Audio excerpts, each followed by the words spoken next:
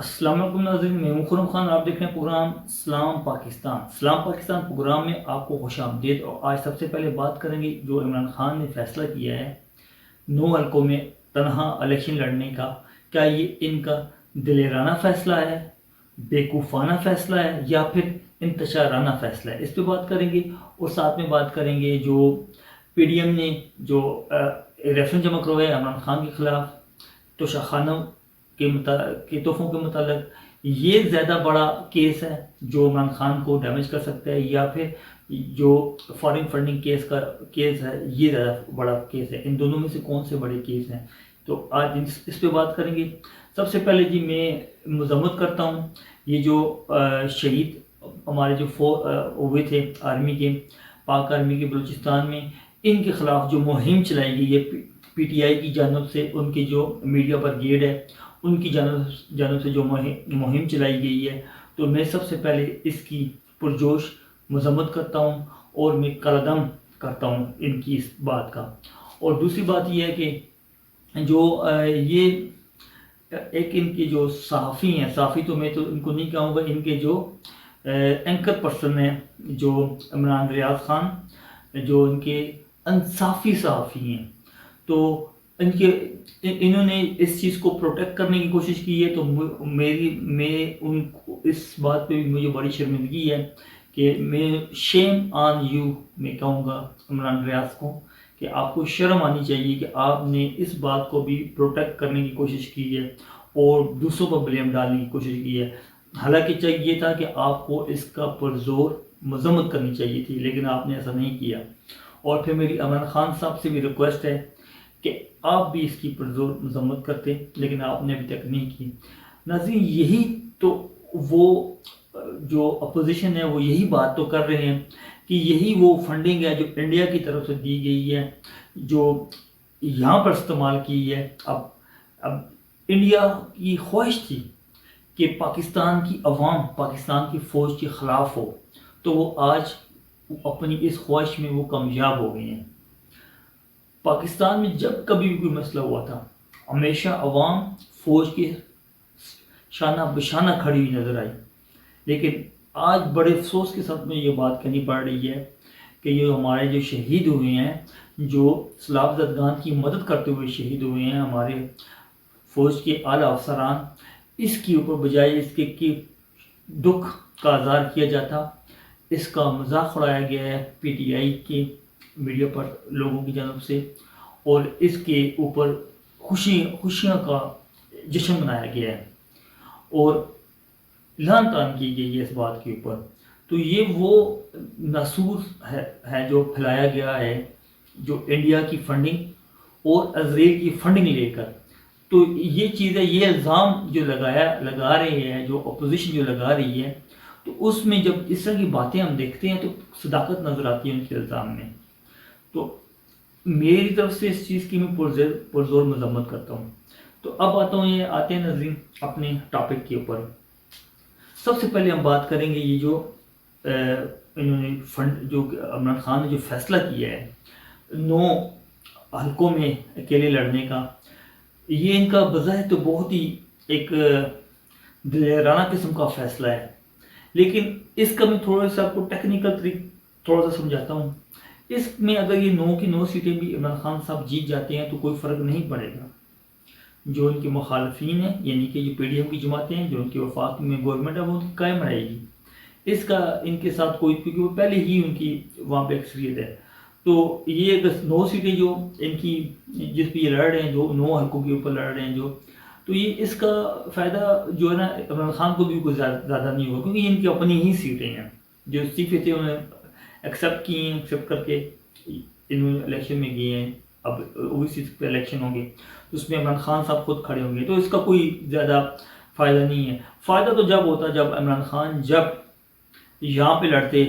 جو ضمنی الیکشن ہوئے ہیں، جو یہاں پر اگر یہ 9 کی جگہ پہ لڑتے تو پھر یہ اثر انداز ہو سکتا تھا، لیکن انہوں نے یہاں پر انہوں نے اپنی کینڈیڈیٹ کو کھڑا کیا اور وہ انہوں نے شاندار فتح اپنے نام کی ہے، لیکن اس کا صرف ایک ہی ان کا وہ جو مائنڈ گیم کھیل رہے ہیں، کیونکہ آپ کو پتہ ہے کہ جو گورنمنٹ آف پاکستان کا ایک حلقے میں الیکشن کروانے پہ تقریباً 50 سے 60 کروڑ روپیہ خرچہ آتا ہے۔ اب جب یہ 9 کی 9 سیٹیں لڑیں گے، جیت جائیں گے، اور انہی کی سیٹیں، امید یہی ہے جو مومنٹم بنا ہوا ہے عمران خان کا، وہ جیت جائیں گے، اور سیٹیں بھی ان کی اپنی ہیں، جیتنی بھی چاہیے ان کو۔ جب وہ جیت جائیں گے، جیتنے کے بعد وہ کیا ہوگا کہ وہ صرف ایک سیٹ رکھ سکے گی، تو دوبارہ پھر 8 پہ الیکشن ہوگا۔ اٹس مین یہ تقریباً جو گورنمنٹ ہے اس کو کم سے کم جو ہے یہ 600 700 800 ارب کا جو نقصان ہوگا ان الیکشنوں کے اندر۔ تو ابھی جو موجودہ جو معاشی حالات ہیں پاکستان کے، جو ایسا ایسا پاکستان اپنے ریوائیور کی طرف آ رہا ہے، آپ کو پتہ ہے کہ ڈالر بھی بڑی تیزی سے نیچے آ رہا ہے، اور سب سے اچھی بات یہ ہے کہ پیٹرولیم کی پرائس جو انٹرنیشنل کم ہوئی ہیں، اور اس کا بھی کافی اثر پڑے گا پاکستان کی معیشت کے اوپر۔ اور پھر یہ ہے کہ اب جو موجودہ جو گورنمنٹ ہے پی ڈی ایم کی، ان کی طرف سے ایک بہت ہی زبردست قدم اٹھایا گیا ہے کہ یہ جو ہفتے وار اب انہوں نے جو قیمتیں جو ہے نا چینج ہو رہی ہیں، پہلے یہ پلان سیٹ کیا جاتا تھا کہ 15 دن کے بعد قیمتیں چینج ہوتی تھیں، اب ہفتے وار انہوں نے یعنی کہ مہینے میں 4 دفعہ یہ قیمتیں چینج ہوگی۔ اگر جیسے ہی پیٹرول کی پرائس نیچے آتی جائے گی تو یہ قیمتیں چینج کرتے جائیں گے۔ یہ پہلے بھی پیٹرول میں انہوں نے پیسے کچھ کم کیے ہیں، تھوڑے سے اور کم کریں گے۔ تو امید یہ ہے کہ ڈالر کی جو پرائز ہے یہ انشاءاللہ 180 سے بھی نیچے آئے گی۔ تو جن کے پاس ڈالر ہیں ان کے لیے ایک رکھے ہوئے انہوں نے یہ سوچ کے کہ ڈالر بڑے مہنگا ہوگا تو ہم پیسے کمائیں گے، ان کے لیے بیڈ نیوز ہے۔ تو اگر وہ ابھی چاہتے ہیں، ابھی ان کے پاس ٹائم ہے، تو ابھی وہ ڈالر کو اگر دے دیتے ہیں تو ان کو فائدہ ہو جاتا ہے۔ خیر یہ تو ایک بات تھی۔ تو دوسری بات یہ ہے کہ جو میں عمران خان کی جو بات کر رہا تھا، اب وہ اس جو معاشی جو پاکستان کی جو ایسا ایسا پاکستان ریوائیور کی طرف آ رہا ہے، اس کو ڈیمیج کرنے کا شاید انہوں نے کچھ ایک پلان بنایا ہوا ہے۔ میرے کچھ 2-3 پی ٹی آئی کے دوست ہیں، ان سے میری بات ہوئی ہے، میں نے ان سے صرف اتنا کہا کہ آپ دعا کریں کہ یہ ڈالر اور بھی نیچے آئے۔ انہوں نے کہا نہیں جی ہم نہیں دعا کرتے، ہم کرتے ہیں دعا کہ ڈالر 500 کے اوپر جائے۔ میں نے کہا بھائی آپ 500 کے اوپر کیا مطلب آپ جائے؟ آپ دعا کریں سے پاکستان کی معیشت بہتر ہوگی۔ وہ کہتے ہو نہیں بھائی عمران خان کی گورنمنٹ نہیں ہے۔ تو میں نے کہا پھر کیا ہوا، جس کی بھی گورنمنٹ ہے، پاکستان کی ہم بات کر رہے ہیں، آپ پاکستانی ہیں، پاکستان کے لیے دعا کر رہے ہیں۔ تو میں حلف اٹھا کے یہ بات کہتا ہوں، اس بندے نے آگے سے کہا ہے کہ ہمیں پاکستان کی کوئی پرواہ نہیں ہے، ہمیں پاکستان کی کوئی پرواہ نہیں ہے، ہمیں صرف عمران خان کی پرواہ ہے بس۔ تو یہاں پہ آ کے ان کی جو میں کہتا ہوں نا، یہ جو ان کی جو دولے شاہ کے جو چوہے ہیں نا، ان کی وہ دماغ آ کے ہو جاتے ہیں یہاں پر آ کے، ساروں کے نہیں کچھ کے۔ بڑے اچھے اچھے میرے دوست ہیں پی ٹی آئی کے، بہت ہی زبردست قسم کے دوست ہیں، اور بہت ہی ہیلدی اور اس قسم کی گفتگو کرتے ہیں، اور بہت اچھی منع خیز قسم کی گفتگو کرتے ہیں۔ ان کی اپنا ایک نظریہ ہے، ایک اپنے نظریے کے بہت ہی اچھے طریقے سے اس کو ڈیفینڈ کرتے ہیں، اس پہ بات کرتے ہیں، اور اگر کہیں پہ کوئی غلطی ہو رہی ہے تو اس کو ایکسیپٹ بھی کرتے ہیں۔ بڑے اچھے اچھے دوست ہیں میرے، ان میں میں ایک دوست کا ذکر کر دیتا ہوں یہاں پہ، عدیل خان ان کا نام ہے، میرے بہت ہی اچھے دوست ہیں، بڑے پیارے، بہت ہی عزیز میرے دوست ہیں۔ تو انہوں نے کبھی بھی جو ہے نا اس طرح کی کوئی بات نہیں کی، میں نے کبھی بھی ان سے کوئی اس طرح کے مجھ سے اگر ہو بھی جاتی ہے لیکن ریٹرن میں انہوں نے کبھی بھی اس طرح کی کوئی بات نہیں کی۔ تو اس طرح کے بھی اچھے دوست ہیں جو پی ٹی آئی کے اتنے اچھے ورکر ہیں، جو پی ٹی آئی کے لیے اپنا تن من دھن سب کچھ انہوں نے لگایا ہوا ہے، لیکن ایک نظریے کے تحت، یعنی کہ جہاں پہ انصاف کی بات وہ کرتے ہیں، وہ جھوٹ کی بات نہیں کرتے، جہاں پہ غلطی ہے اس غلطی کو وہ مانتے ہیں اور سدھارنے کی کوشش کرتے ہیں، اور دوسروں کو بھی کہتے ہیں کہ یار یہ غلط ہوا ہے، اس کو ٹھیک ہونا چاہیے۔ تو اس طرح کے اچھے لوگ بھی موجود ہیں۔ خیر، تو یہ جو عمران خان کا جو اپوزیشن جو کہہ رہی ہے کہ انہوں نے یہ جو 9 حلقوں میں الیکشن لڑنے کا جو سوچا ہے، صرف اس وجہ سے سوچا ہے کہ وہ 9 انتشار پھیلانا چاہتے ہیں، وہ جیتیں گے، اوبیسلی وہی جیتیں گے کیونکہ ان کی اپنی ہی سیٹیں ہیں۔ جیتنے کے بعد پھر کیا ہوگا کہ وہ ایک سیٹ رکھیں گے، پھر دوبارہ 8 میں آنا پڑے گا، 8 میں پھر دوبارہ الیکشن ہوں گے، یعنی کہ وہ اس طریقے سے ملک کے اندر ایک انتشار کی اور ایک کشمکش کی ایک سچویشن پیدا کرنا چاہتے ہیں، جس کی وجہ سے پاکستان کی معیشت کو نقصان ہو۔ یہ اپوزیشن کا کہنا ہے۔ اینی اب آتے ہیں جی جو مین جو ایشو ہے، جو عمران خان کے لیے بڑا ایشو بن سکتے ہیں، جو 2 بڑے، ایک تو بن گیا اور دوسرا بن سکتے ہیں، اور دوسرا ریفرنس جو آج انہوں نے جمع کروایا ہے پی ڈی ایم کی جماعتوں نے، وہ انہوں نے جو پولیٹیکل آرڈیننس 2002 کے تحت انہوں نے جمع کروایا ہے، جس میں کہ آپ اپنے اثاثے نہیں چھپا سکتے، آپ نے اپنے اثاثے بتانے ہیں، چاہے وہ ایک سوئی ہے تو آپ نے بتانی ہے کہ میرے پاس یہ ایک سوئی ہے۔ اگر بعد میں پتہ چل جاتی ہے تو اس کا آپ کے اوپر وہی آپ کے اوپر جرم ہوگا جو کہ اگر $1,00,000 آپ چھپاتے ہیں یا ایک سوئی چھپاتے ہیں تو سیم ہی آپ کو اس میں گنا جائے گا۔ تو یہ اب جو انہوں نے ریفرنس کیا، اب یہ جیسے عمران خان صاحب کہتے تھے کہ میرے تحفے میری مرضی، اگر مدینہ کی ریاست کی بات جیسے وہ کرتے تھے عمران خان صاحب، اگر اس کو لے کے چلتے کہ مدینہ کی ریاست کی بات کرتے ہیں تو اس میں تو کسی قسم کی کوئی اس طرح کی بات ہونی ہی نہیں چاہیے کہ تحفے لیے ہیں تو جیسے کہ مدینہ کی ریاست میں یہ تو سوال ہی نہیں پیدا ہو سکتا کہ کوئی بھی ایسی چیز لے کر ذاتی اپنے استعمال میں لائے یا پھر اس کو بیچ دیا جائے ذاتی اپنے مفاد کے لیے۔ تو اب اس طرح کی اگر اخلاقیات کی بات کرتے تو ہونی چاہیے تھی جو اخلاقیات کی بات، لیکن ہماری بدقسمتی ہے کہ پاکستان کی سیاست میں اب اخلاق دور دور تک اخلاق کا نام نظر نہیں آتا، لیکن یہ معاشرہ جب تک اخلاقیات کے اندر رہے گا تب تک ہی بچا رہے گا۔ جب اخلاقیات سے آپ باہر نکل جاتے ہیں تو یہ جو شہیدوں کو لعن طعن کیا گیا ہے، پاکستان کی پاک آرمی کے شہیدوں کو لعن طعن کیا گیا ہے پی ٹی آئی کے میڈیا برگیڈ کی جانب سے، ایسا ہی پھر ہوتا ہے۔ جب اخلاق گر جاتے ہیں تو پھر اس طرح کے رزلٹ سامنے آتے ہیں۔ تو اخلاقیات کی اگر بات کرتے ہیں تو پھر تو عمران خان کو ریزائن دینا چاہیے، لیکن کیونکہ اخلاقیات کا کوئی تعلق ہی نہیں ہے پاکستان کے ساتھ، تو اس پاکستان کی سیاست کے ساتھ، موجودہ سیاست کے ساتھ کوئی تعلق نہیں ہے اخلاقیات کا دونوں طرف سے، نہ تو پی ڈی ایم میں کی جماعتوں میں کوئی اخلاقیاتی کوئی جرت ہے کوئی اخلاق کو، جیسے کہ آپ کو پتہ ہے کہ ابھی پنجاب کے ضمنی الیکشن ہوئے تھے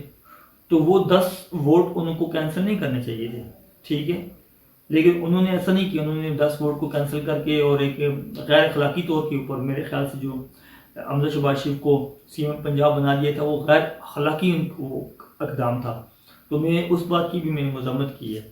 تو اس طریقے سے نہ اخلاقیات